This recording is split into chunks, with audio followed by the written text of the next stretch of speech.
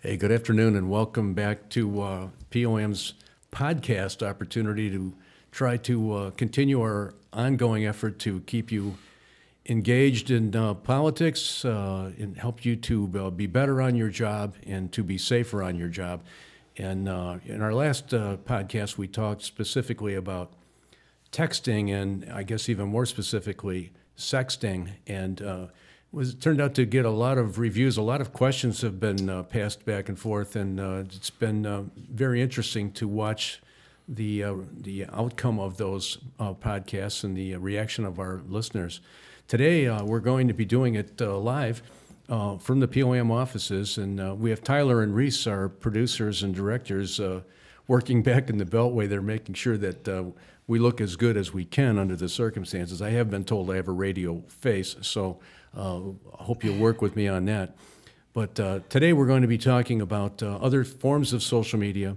And for those of you that got the memo, we are live, and you can contact us on Twitter at MIPOAM or on Facebook at MIPOAM, and we'll try to deal with any questions or comments we get during the show that way. And those that we miss or that who see this at a later date, feel free to contact us with any questions or comments you have, and we'll make sure that we deal with them when we can. Now, today we're going to be talking more specifically about other forms of social media. And of course, I have a young person here to help me, Gordana Masavsky, and we have our general counsel, she being our assistant general counsel, and our general counsel, Frank Guido, from the POAM office. Frank having been an expert in this field with us now for 30 plus years, and probably as long as Gordana has been in the business, or nearly. And but we won't go into dating.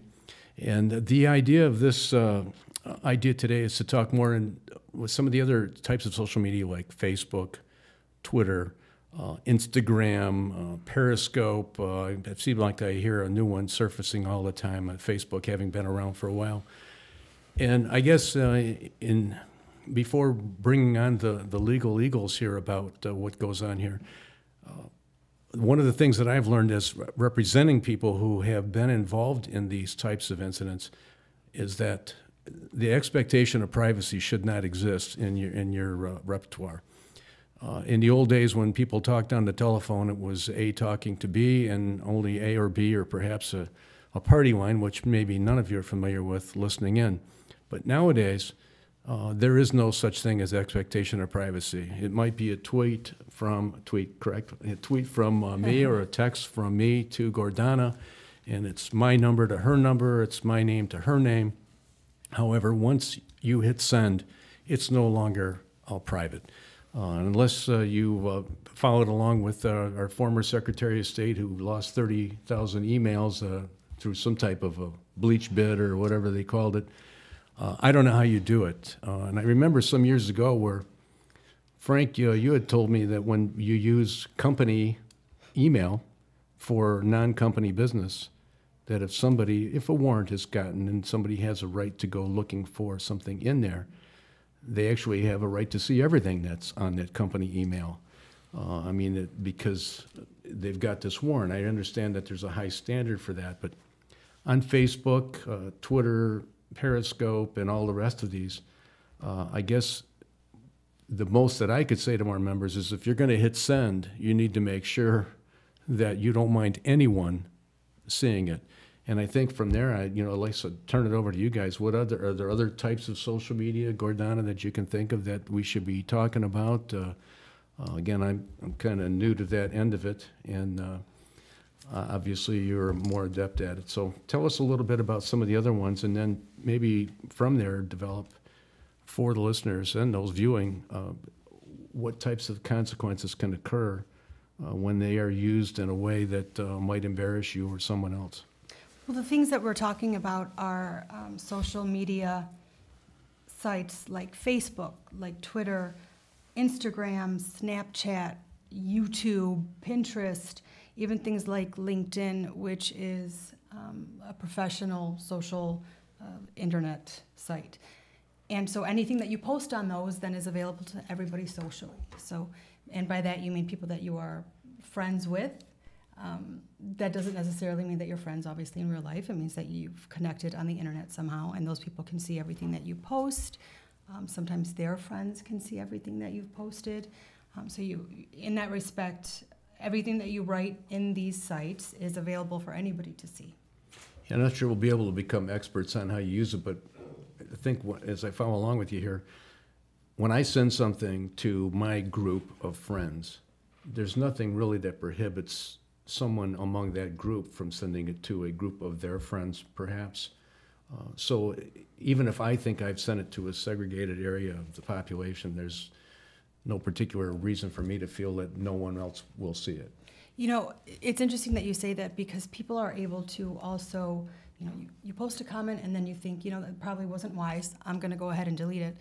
But in between that time, somebody can screen capture, which means like you can sort of take a picture of that screen on your cell phone, and then they can post it and say, oh, Jim Ticanelli said this, and now it's spread out everywhere, and you weren't the one who wanted it up there anymore. Let me ask you, how easy is it, or is it possible to truly delete some posting on Facebook, for using that as an example?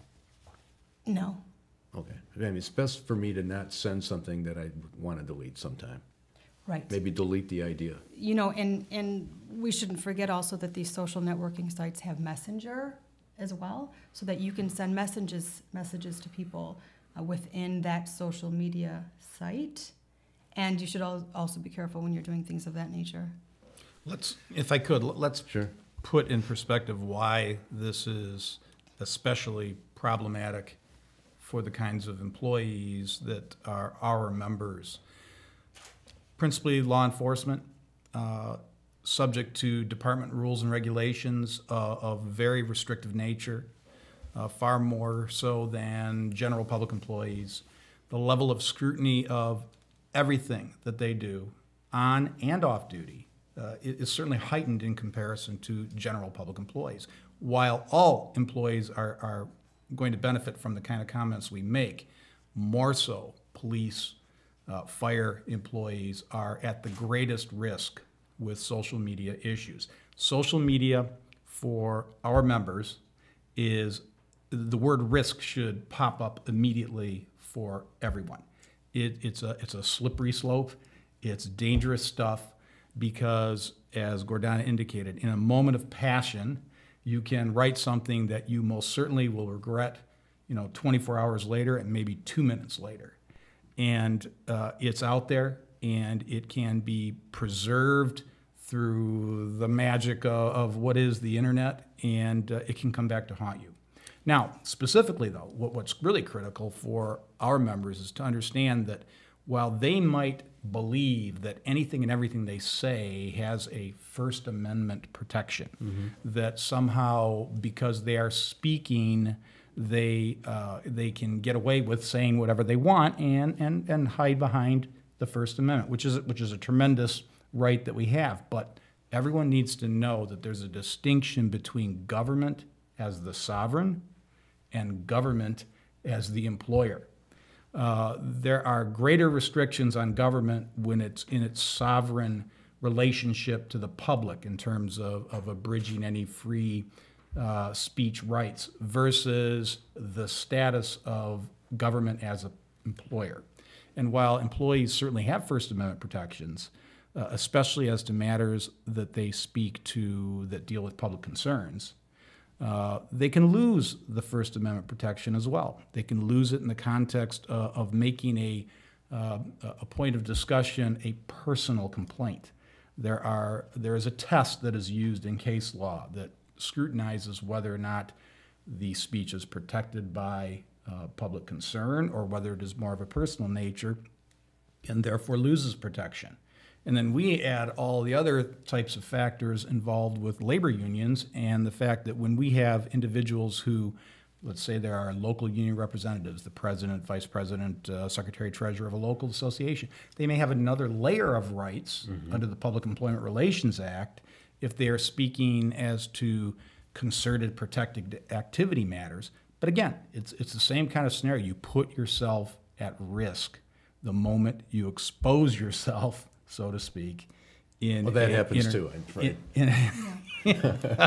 Unfortunately, it does. Yes, it does. But we're all creatures of Not human all- nature. not all So, of us. anyways, You know, I wanted to ask you, Frank, because I think an important distinction there that you made.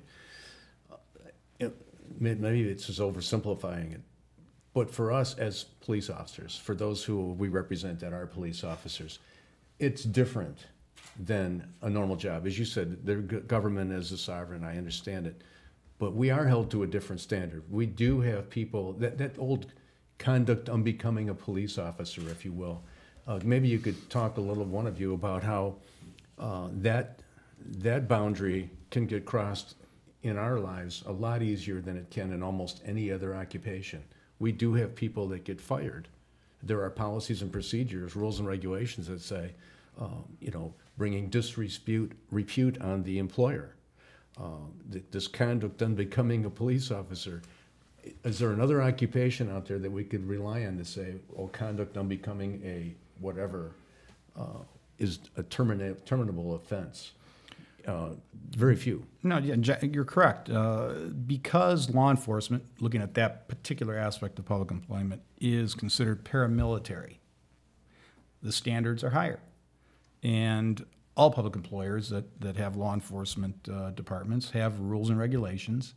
And those rules and regulations can put you in a position where you have to watch what you're doing, of course, on duty, but also off duty. And that's where this becomes even more so difficult, because the moment you leave work, if there is a letting down of your guard under a perception that I can be more free now, it's not that way with law enforcement. You are scrutinized 24/7. Right, you can get yourself in a jam because you're arguing with the neighbor over hedge clippings that fell over the fence.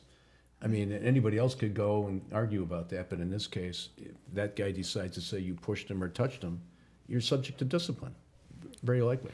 Very true, and that's why we, as POAM, certainly advocate on behalf of our members that they're treated to such a high standard, and so therefore, when they give public service, they deserve both the respect of the public for what they do, but also are very much deserving of a proper wage and benefit level to make their existence palatable under all the difficult circumstances they have.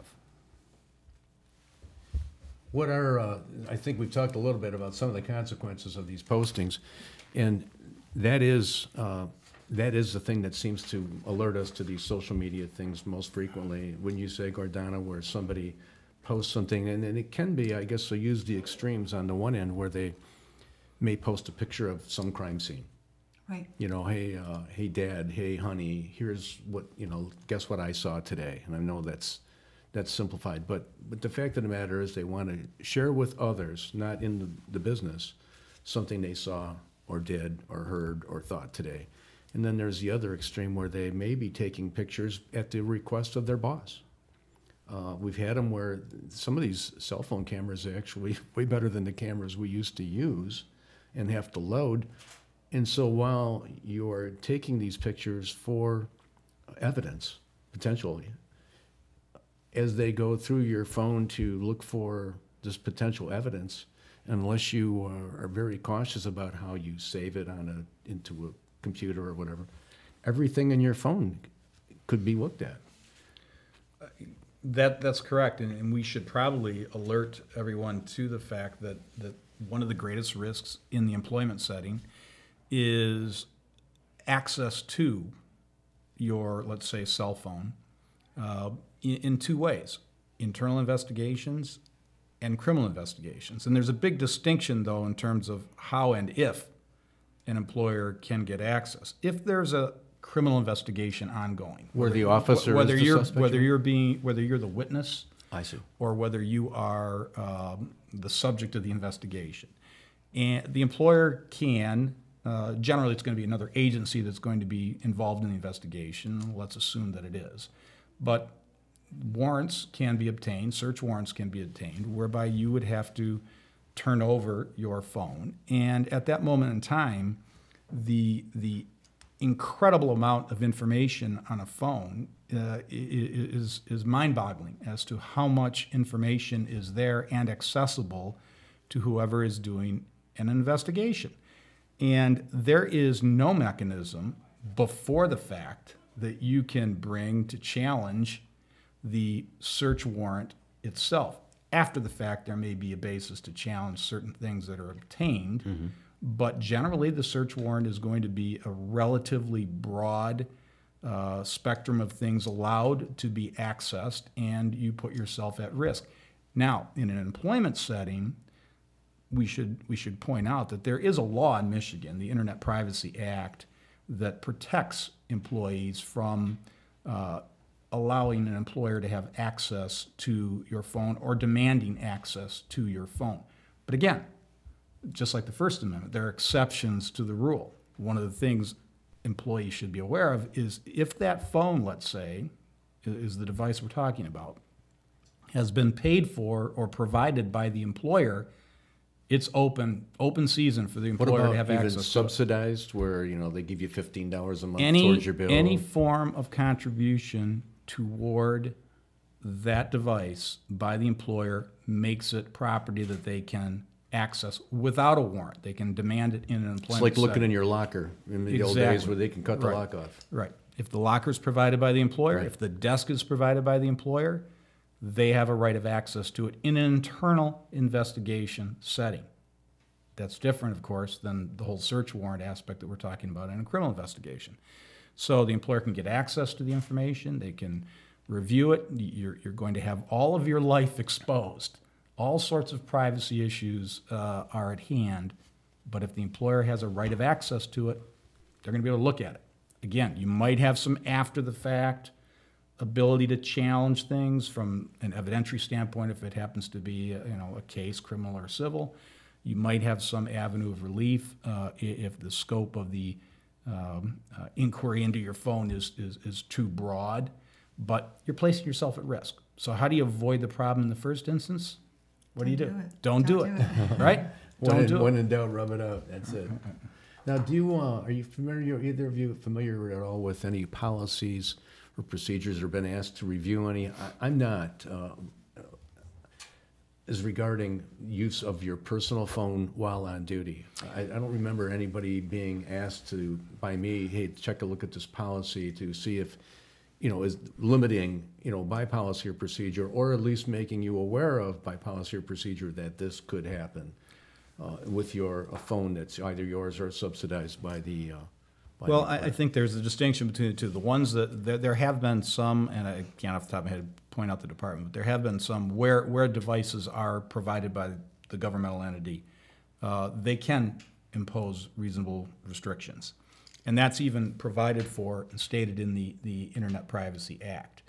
The flip side being that if it's your personal phone, again, the Internet Privacy Act would say the employer is not to have access to that item. And certainly that also brings back an item that I talked about before, which is the Public Employment Relations Act. We're an employer to say to the union, here's some rules and regs we want to impose regarding access to a phone, be it employer provided or personal. We would certainly want to know from our members that that's happening, from our locals, and we would want to make demands to bargain to make sure that, one, the employer isn't running afoul of the state law, the Internet Privacy Act, and also to make sure that we bargain the impact of whatever it is they intend to do. We should then, while saying that, make everyone who's listening or watching now or in the future aware that, tweet us at MIPOAM or Facebook at MIPOAM, or contact one of us at the office or your business agent from POAM, because I think this is something, as we're talking about it, that I'm becoming more aware of the fact that maybe we need to either come up with a policy that tells guys, hey, listen, if you're using it, it's fair game, or so don't use it, or whatever. If there's a policy or procedure out there, at least we would be giving people a head start on it instead of having to litigate everything afterwards and say, well, I didn't know this and I didn't know that. Because I'm not aware of any policies that we have. I don't know that any have gone into effect that even if we may have looked at some model policies. Yeah, I've not been asked about it, but I think that's important. When you say, is that something that you've looked at, or in these cases where you've had people that have been threatened with discipline or disciplined for using their phone or tweeting or showing something on Facebook. I mean, it's really now, even on Facebook, they're, yeah, I understand in employer situations where when you come in to get hired, they're saying, we need your Facebook password. You know, they want to see, you know, who, you know, what you've seen on, what you've said on Facebook. Have you run into any of those, Gordon? Well, you're not required by the Internet Privacy Act to turn over your password to any potential employer. But, you know, remember though, again, it's a social network, so all somebody has to do is just type your name in and find you that way. Oh, sure. So they'll know what you've been posting because it's yeah, there. Sure. And so we've been talking a little bit about, you know, what's in your phone and how those things are discoverable. But, you know, let's talk about the bigger picture here, the things that you take out of your phone and put on these social networks. Like what's getting people into trouble in that respect. You know, and there are plenty of departments that have these sort of, you know, don't bring disrepute on our department, don't do things that, you know, are questionable. There are policies against like wearing your uniform and taking pictures that may be unsavory or frowned upon, and putting those kinds of pictures out into the social media world. You know, those things bring risk to officers, bring risk to their employment. And, you know, to even like broaden that a little bit, things that you post that you think are funny, that are jokes, those funny memes that, you know, could be taken out of context. Memes, like the little pictures, you know, that have, you know, that have like little sayings on them. I thought maybe that was like a speech impediment or something. I didn't know where the meme came from. That's a real deal, huh? That's a real deal. You know, like political posts or things that sort of could allude to an officer having some sort of bias against people of, you know, a certain age or a certain Well, let me gender. ask you about that. Because years ago, it used to be kind of, there was a fine line where a guy going to a city council meeting, standing at the podium, hi, I'm so-and-so, and I want to talk about this or that. And there used to be a little different standard for the union president than there was for others. And I think that's still the case. However, then there was the idea, well, if he walks in and he's got a, you know, so-and-so police department hat on, or so-and-so police department shirt on, and did he live in town or not live in town? There were all these different standards. I guess I'd like to know, does that same standard seem to apply in these social media things where can I say on Facebook, you know, the mayor is a rat, or the mayor's you know, no good, or I support the other guy, whereas if I said it at an open meeting, I remember those standards. Would you say that same standard if they know I'm an employee here or they know I'm a police officer? The distinction is in how you are presenting yourself. If you say, I'm representing the so-and-so police department and I support Joe or Mike. The police department or the union? No, I'm saying if you were to put yourself out, hold yourself out as being a police officer for such and such a department, you might run afoul of rules and regulations by then making political statements. There's a big distinction, as we've noted, if you are a union representative and you are speaking out on matters. That's generally going to be considered protected both by First Amendment as well as Public Employment Relations Act provisions. But you're at risk if you are holding yourself out as a police officer in making a political endorsement. Now, if you're doing it as, I'm a citizen, I'm just Joe, I don't have a uniform on, I'm not telling you where I'm affiliated, where I'm working, you have every right to support whatever candidate that you want to do support in a given So election. an officer that lives in, we'll use Redford Township, because that's where we are right now, 27056 Joy Road. If you were a Redford Township resident and a police officer in Redford Township, you could go to a Redford Township board meeting and say, I disagree with the money you've spent on this park, or I think that taxes shouldn't be this or that, because he lives there. Where would it be different if he actually lives in Dearborn Heights and he works in Redford Township and comes in and says, I disagree with, you know, what the mayor has done? Or is the fact that he lives there and pays taxes there have an impact? I don't know that particular fact pattern would be a big distinction in terms of the individual's rights. It's there's a question of common courtesy too when you're doing those things. If you become irate, if you're out of control, if you are if you are Threatening, perception. threatening, if you're leveling attacks at particular people, then you're putting yourself at risk. But otherwise, the same test will still apply. If that what you speak about is a matter of public concern, certainly matters of taxes are, then that's going to be protected First Amendment speech. If you're starting to go below the belt in your comments, it's going to get scrutinized, and you might lose your protection. How about we get these votes of no confidence that I don't know, they come and go, where you'll start seeing them in a number of places where they want to have a vote of no confidence for the chief. You know, we don't like the chief, so we're all going to take a vote and say that 8 out of 10 say the chief is no good. Is that something that a person could do on Facebook or on Twitter or on, Instagram, Periscope, et cetera, where they would do that? I know I'm a police officer. I'm not saying the union president necessarily. Let's say that somebody in there says, I'm tired of the chief, and jot your name down here or give me a check mark if you agree.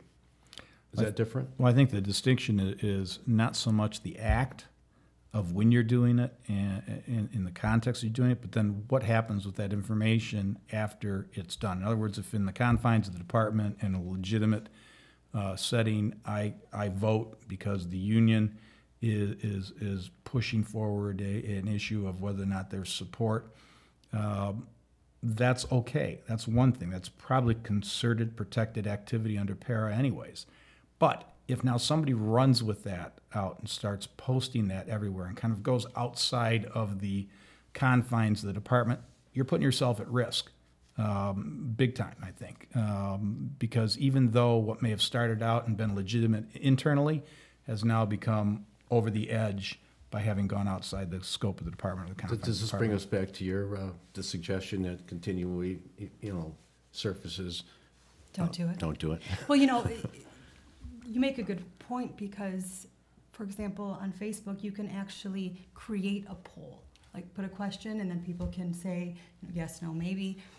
Frank is my boss, and I put on Facebook, do you guys think Frank is a good guy? Yes, no, or you do things. Don't do that. Yeah, Don't do that. Your concerted political activity is crossing exactly, the line. Exactly. I can tell you right now.